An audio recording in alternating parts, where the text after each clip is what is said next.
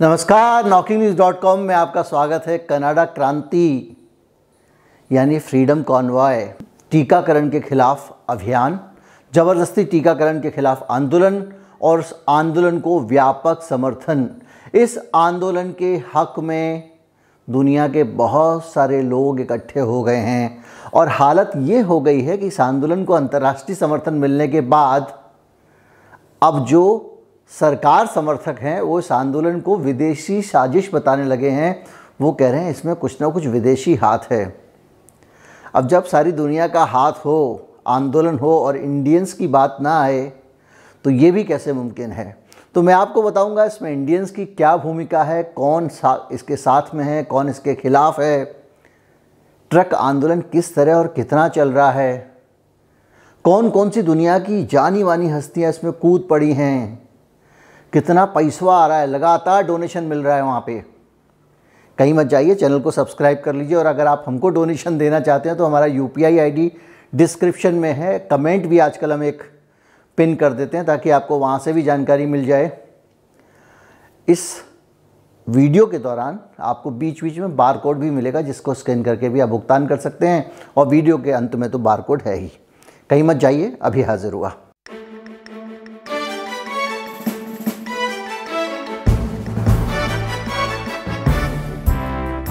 Elon Musk जो है ना वो मस्त आदमी है। कम से कम ट्रक ड्राइवरों के आंदोलन में तो भाई कूद पड़ा है पूरी ताकत से। एलन मस्क ने कहा है कि जो भी आदमी ट्रक ड्राइवर के बारे में चूं चपड़ करेगा उसको करारा जवाब मिलेगा और उन्होंने करारा जवाब खुद जस्टिन ट्रूडो को दे दिया जो कनाडा के प्रधानमंत्री हैं। वो कह रहे थे ना कि ये फ्रिंज माइनॉरिटीज़ हैं, तो उनके फ्रिंज माइनॉरिटीज़ वाले जवाब वाला जो ट्वीट था उसके जवाब में एलन मस्क ने ट्वीट किया, यानी फ्रंट पे आए हैं, हेड ऑन जिसको कहते हैं। उन्होंने ट्वीट किया और लिखा कि अगर कनाडा में कोई फ्रिंज माइनॉरिटी है तो वो खुद सरकार है वहाँ के लोग विरोध प्रदर्शन कर रहे हैं और सरकार को उनकी मांगों पर ध्यान देना चाहिए। एक के बाद एक ट्वीट कर रहे हैं वहाँ पर एलन मस्क।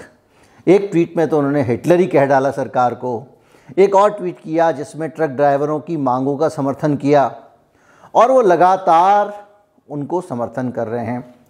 जब वो समर्थन कर रहे हैं तो उसके बीच में कई लोग ये बयान देने लगे हैं कि इन ट्रक वालों को कहीं ना कहीं बाहर से पैसा मिल रहा है, ये बाहर के देशों से ये आंदोलन खड़ा किया जा रहा है, इसके पीछे बाहर वाले हैं।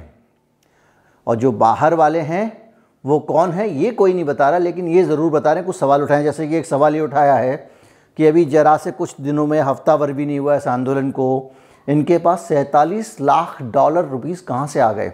उन्होंने दरअसल एक डोनेशन खोला था, गो फंड मी ऐसा करके ट्रक ड्राइवर्स ने एक फंड बनाया था और उस फंड के अंदर एक हफ्ते के अंदर ही करीब 47 लाख डॉलर आ गए, जो कि 3,52 रुपए से ज़्यादा हैं। 3.5 करोड़ रुपए इकट्ठे हो गए उनके फंड में झटपट। और उनको अब ये खुद भी नहीं पता कि इस फंड का इस्तेमाल कैसे करेंगे, लेकिन उन्होंने फ़ंड बनाया, लोगों ने दान दे दिया। इसमें जाहिर बात है एलन मस्क जैसे लोग अगर समर्थन कर रहे हैं तो उनको दान देते कितना वक्त लगेगा। अब आती है बात भारतीयों की। कनाडा में बड़ी संख्या में साढ़े इंडियन ट्रक ड्राइवर हैं। उनमें से कुछ ट्रक ड्राइवर तो इस फ्रीडम कॉन्वॉय में ट्रक लेके अपना खड़े हुए हैं और कुछ नहीं खड़े हुए हैं। जो फ्रीडम कॉन्वॉय में ट्रक लेकर खड़े हुए हैं उनका कहना ये है कि भाई साहब ये कनाडा की सरकार अमेरिका के साथ गलत कर रही थी, साजिश कर रही थी अमेरिका। देखिए इसमें दो देश भी शामिल हो गए हैं। American Elon Musk truck drivers की हड़ताल को समर्थन कर रहा है और जो हड़ताल करने वाले ड्राइवर हैं वो भी अमेरिका के प्रति अपनी मोहब्बत दिखा रहे हैं। जैसे कि वो ये कह रहे हैं कि हम ट्रक ड्राइवर अगर हड़ताल ना करते तो क्या करते। सप्लाई चेन का संकट चल रहा है अमेरिका में। वहाँ पे जो डिपार्टमेंटल स्टोर हैं, जो सुपर स्टोर हैं, उनके शेल्फ खाली पड़े हुए हैं, सामान अंदर नहीं है। लोगों को राशन की कमी पड़ रही है, महंगाई लगातार बढ़ रही है। और उस बीच में ट्रूडो ने ये लगा दिया कि आप बॉर्डर आर पार नहीं कर सकते, आप जांच कराइए कोविड की, तो ऐसा करने से वहाँ पे और रसद की दिक्कत होती। तो ये मानवीय संकट है। इस तरह का एक बड़ा खतरा खड़ा करने की कोशिश की गई। पहले से परेशान अमेरिका को और खाद्य संकट पैदा करने की कोशिश की गई, और यहाँ अमेरिका और किसी देश का मतलब नहीं है, लोगों को खाने को नहीं मिल रहा और महंगाई बढ़ रही है। इसलिए सरकार का ये कदम घटिया कदम था। अब तो हम तो इसके खिलाफ खड़े होंगे और किसी में दम है तो रोक के दिखा दे, क्योंकि आपने ज़बरदस्ती क्यों की। एक तरफ ज़बरदस्ती की बात कर रही है कनाडा की सरकार, और दूसरी तरफ ये भी बयान दे रही है कि नहीं, हम अब धीरे धीरे बंदिशें हटाएंगे। तो भैया पहले यही वाली हटा ले। वैक्सीन मैंडेट दूसरी बंदिशों के मुकाबले, तो अब जो तुलना करनी है कर लीजिए। मेरे ख्याल से तो ये है कि वैक्सीन मैंडेट दूसरी बंदिशों के मुकाबले माइल्ड मैंडेट है, मतलब उसको टाला भी जा सकता है। क्योंकि वैक्सीन लगवाने के बाद में आदमी दूसरे आदमी को तो बीमारी फैला ही रहा है, तो आपके वैक्सीन लगाने से ऐसा तो होगा नहीं कि दूसरों के ऊपर उसका बुरा असर पड़े। और उसके स्वयं के ऊपर असर का जहाँ तक सवाल है, तो वो तो वैसे भी दूसरा आदमी इन्फेक्ट तो हो ही रहा है, चाहे उसने वैक्सीन लगवाई हो या नहीं लगवाई हो। सिर्फ प्राण घातक असर जो है उसी का तो दावा करती हैं वैक्सीन कंपनियां। खैर, एक इसमें एक और वर्ग है जो इंडियंस का है। जो भारतीय लोग हैं वो दो भागों में बटे हुए हैं। जो दूसरे भारतीय लोग हैं, जो इंडियन ट्रक यूनियन वाले हैं, उनका कहना कुछ और है। एक जगरूप सिंह हैं, ये हैं जो Canadian Ontario aggregate trucking association के हेड हैं। इनका लॉजिक दूसरा है। ये कह रहे हैं कि साहब, ये कोरोना वायरस का टीका इतनी बड़ी समस्या नहीं है हम ट्रक वालों के लिए। हम ट्रक वालों के लिए दूसरी समस्याएं बहुत बड़ी हैं, उनके बारे में बात होनी चाहिए, और इस चक्कर में वो दूसरी समस्याएं दब गई हैं। हमें तो किसी ने बताया भी नहीं कि आंदोलन कर रहा है जी, हमको तो किसी ने पूछा भी नहीं, हमको तो पता भी नहीं है कि आंदोलन हो रहा है। अब ऐसे अचानक किसी के आंदोलन में कैसे शामिल हो जाएं? ये तो विदेशियों का हाथ है। वहाँ पे भी लेफ़्ट राइट चल रहा है। ये तो विदेशियों का हाथ है। हमें किसी ने नहीं बुलाया, हमें ये भी नहीं बताया कि इसको क्यों आयोजित किया जा रहा है। ये जगरूप सिंह जी का कहना है।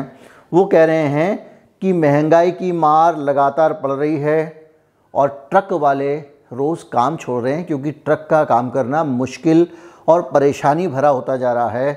ट्रक कंपनियां रोज़ बंद हो रही हैं, ट्रकिंग महंगी होती जा रही है, और लोग चाहते हैं कि 1980 में जो रेट था ट्रक का, उसी पे आज भी काम करें और व्यापार किया जाए। और ऐसे में व्यापार करना बहुत मुश्किल है कनाडा में। ये जगरूप सिंह जी कह रहे हैं, और कह रहे हैं ये जो समस्याएं हैं, इन बड़ी समस्याओं को छोड़ के ये कहाँ आप कोरोना टीका को लेके आ गए।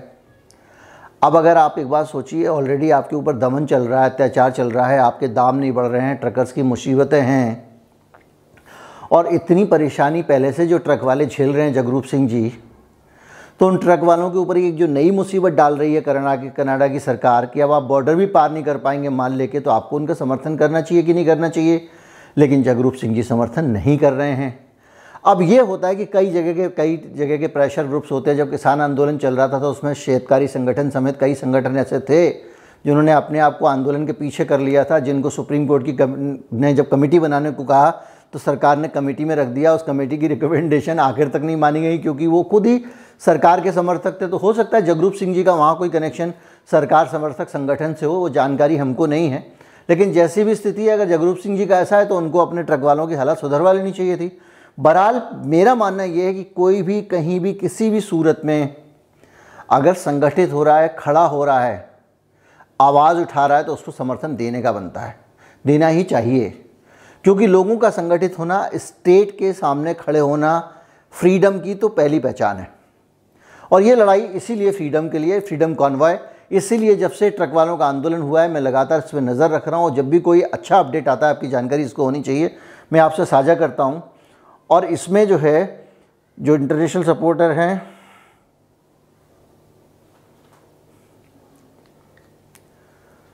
कुल मिला के जो हालात हैं वो आपको मैंने बता दिए हैं। और इन हालात के बीच में किसी के लिए भी ये समझना काफ़ी है कि कनाडा की सरकार किस स्तर के टकराव की नौबत उसने ला दी है। एक मांग थी जिसको समझ लेना चाहिए था, बातचीत कर लेना चाहिए था। प्रधानमंत्री कह रहा है मैं बातचीत नहीं करूँगा, आपको जो करना करिए। तो कहीं ना कहीं आपको ये नहीं लग रहा है कि कनाडा का प्रधानमंत्री लगातार कह रहा है मैं बातचीत नहीं करूँगा, घर छोड़ के भाग जाता है, भड़काऊ बयान देता है। एक लंबा, अभी अगर आप एलन मस्क का ये वाला ट्वीट देखें जिसमें लंबी लाइन लगी हुई है ट्रकर्स की, जिसको हटने में कई दिन लग जाएंगे। यानी कहीं ना कहीं आपको ऐसा नहीं लगता है कि अमेरिका की पहले से जो अमेरिका महंगाई से लड़ रहा है, महंगाई को झेल रहा है, उसकी सप्लाई लाइन को डिस्टर्ब करने की कोशिश कर रहा है ये आदमी। ट्रूडो चाहता नहीं है क्या कि अमेरिका के लोगों को अनाज मिल जाए। और दूसरा, अमेरिका से बार बार, सीधे सरकार नहीं बोल रही है लेकिन बार बार जो ट्रक ड्राइवरों को समर्थन आ रहा है उससे साफ पता लग रहा है कि मामला इन दोनों देशों के भी बीच का कुछ तूतू में है। अभी ये तूतू में क्या है ये सामने नहीं आ रही है, लेकिन हो सकता है कि 1-2-4 दिन में ये खुलकर सामने आ जाए कि लड़ाई जो है वो किस तरह की है। और दूसरी बात ये भी हो सकती है, सप्लाई लाइन को, जो अमेरिका का इन्फ्लेशन है उसको लगातार बढ़ाने की हो सकता है कोशिश हो। कुछ लोग चाहते हों कि लॉकडाउन के बाद से जो अर्थव्यवस्था उभरी है, अगर महंगाई की दर बढ़ी रहेगी, ज़्यादा महंगाई होगी, तो बिजनेस जो है, बिजनेस मतलब जो कॉरपोरेट्स हैं, बड़े लोग हैं, अमीर लोग हैं, उनके कारोबार में दिन दूनी रात चौगनी तरक्की होगी। आज रॉ मटेरियल लाएंगे, बना के बेचेंगे, तब तक माल महंगा हो चुका होगा। इन्फ्लेशन हमेशा कॉरपोरेट को मदद करता है, जनता को कितना भी मारे। तो हो सकता है अमेरिका की सरकार ऊपर से महंगाई का रोना रो रही है और दूसरी तरफ से इन्फ्लेशन को हवा दे रही हो कि बढ़ जाए जितना बढ़ना है। और जहां इन्फ्लेशन अगर थोड़ा नियंत्रित आने की कोशिश कर रहा हो, वहाँ पे जो कॉरपोरेट लॉबी अमेरिका की, वो कोई इस तरह के हथकंडे अपना रही हो, जैसा कि ट्रूडो का इस्तेमाल करके टीका अनिवार्य कर दो ताकि ट्रक वाले सड़क पर उतर आएँ। कुछ भी हो सकता है। बहुत चालबाज लोग हैं जो सरकार में बैठे होते हैं, किसी भी देश के लोग हों, तो कनाडा वाले चालबाज क्यों नहीं होंगे, इसकी कल्पना नहीं की जा सकती। उम्मीद करता हूँ वीडियो आपको अच्छा लगा होगा। थोड़े में बहुत कुछ कह दिया है, ज़्यादा से ज़्यादा लोगों तक पहुँचाएँ। नमस्कार, जय हिंद।